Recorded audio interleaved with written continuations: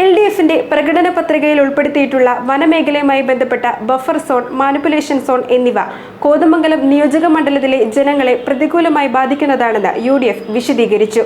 പത്രികയിൽ ഇപ്പോൾ തിരുത്തൽ വരുത്തിയെന്ന് അവകാശപ്പെടുന്നുണ്ടെങ്കിലും ഭരണം കിട്ടിയാൽ പ്രാബല്യത്തിൽ കൊണ്ടുവരുമെന്നത് ഉറപ്പാണ്. LDFിന്റെ നിലപാടിനെതിരെ ജനങ്ങളുടെ പ്രതികരണം ഉണ്ടാകും. 10 വർഷം കിട്ടിയിട്ടും നടപ്പാക്കാത്ത പദ്ധതികൾ കോതമംഗലത്ത് കൊണ്ടുവരുമെന്ന LDFിന്റെ ഇപ്പോഴത്തെ അവകാശവാദം പൊള്ളയാണെന്നും UDF നേതാക്കൾ ആരോപിച്ചു. തട്ടേക്കാട് പക്ഷിസങ്കേതം ഉൾപ്പെടെയുള്ള വനമേഖലകളിൽ കോർ സോൺ, ബഫർ സോൺ എന്നിവയ്ക്ക് പുറമെ മാനിപ്പുലേഷൻ സോൺ കൂടി കൊണ്ടുവരുമെന്നാണ് പ്രകടന പത്രികയിലൂടെ LDF പ്രഖ്യാപിച്ചിരിക്കുന്നത്.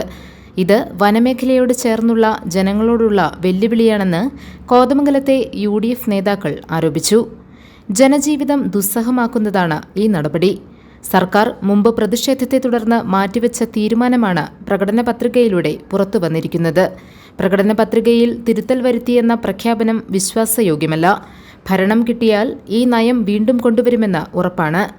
കർഷകരെ പൂർണ്ണമായി സംരക്ഷിച്ചുകൊണ്ടുള്ള സമീപനം സ്വീകരിക്കുമെന്ന് UDF പ്രകടന പത്രികയിലൂടെ ഉറപ്പു നൽകുന്നുണ്ട്.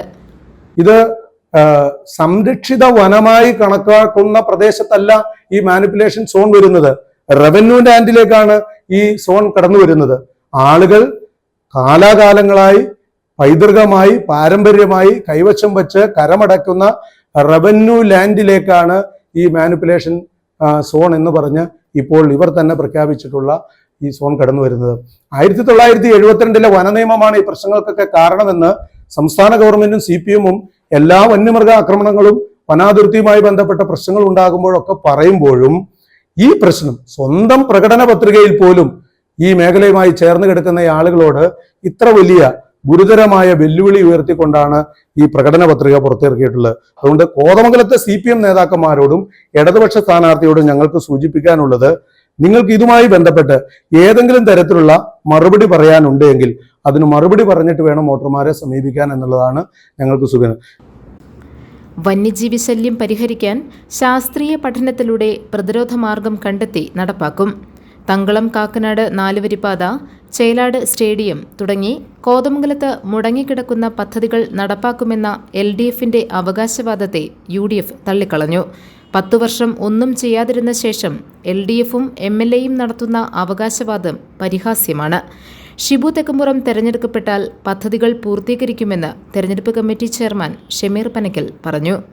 10 വർഷക്കാലം ഈ ഭരണവും സംവിധാനവും എല്ലാം കൈകളിൽ ഇരുന്നിട്ട് തങ്കളം കാക്കനാട് പാതയും ചേരാട് സ്റ്റേഡിയവും അതുപോലെ തന്നെ ഭൂതത്താങ്കട്ട് ജലവൈദ്യുത പദ്ധതിയും നാട് നീളെ പാലം പറഞ്ഞു. നാട് നീളെ കുട്ടമ്പുഴ പഞ്ചായത്തിലും കീരമ്പാറ പഞ്ചായത്തിലും കവളങ്ങാട് പഞ്ചായത്തിലും എന്തിനേറെ പറയുന്നു നെല്ലിക്കുഴി പഞ്ചായത്തും ചെറുവട്ടൂർ അങ്ങേറ്റത്ത് ഒരു അടിവാട്ട് പാലം എന്ന് പറയുന്ന ഒരു കരിങ്ക് പോലെ ഇരിക്കുന്ന ഒരു പാലത്തിന് പോലും 10 വർഷക്കാലം ബജറ്റിൽ ടോക്കൺ വെച്ചിട്ട് ഒരു പാലം ഉണ്ടാക്കി കൊടുക്കാൻ പറ്റാത്ത MLA ഒരു പാലം, ഒരു കനാൽ, പെരിയാർ വാലി കനാലിന് ക്രോസ് ആയിട്ട് ഒരു പാലം നിർമ്മിച്ചു എന്ന് പറഞ്ഞാൽ ഞങ്ങൾ അതിന് സമാധാനം പറയും. സ്ഥാനാർത്ഥി ഷിബു തെക്കുംപുറം, നേതാക്കളായ AG George, KP Babu, PM Sakkariya, PK Moidu, EM Michael, AT Paulose, MS Eldhose, Abu Moideen തുടങ്ങിയവരും വാർത്താ സമ്മേളനത്തിൽ പങ്കെടുത്തു.